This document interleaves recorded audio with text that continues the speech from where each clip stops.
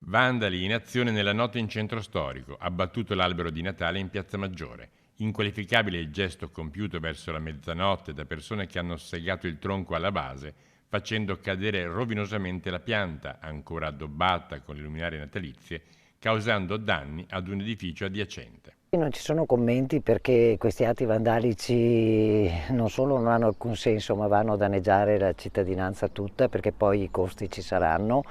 e peraltro è un simbolo importante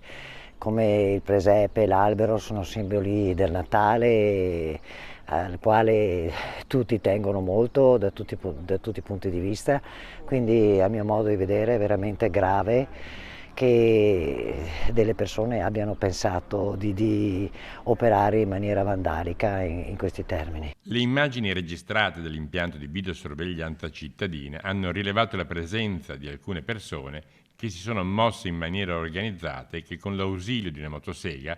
probabilmente elettrica, hanno tagliato di netto l'albero poco sopra l'innesto del tronco sul basamento di cemento. E fortunatamente insomma, abbiamo alcune telecamere, quindi ci aspettiamo di poter almeno raggiungere qualcuno che possa poi essere giustamente punito per quello che ha fatto.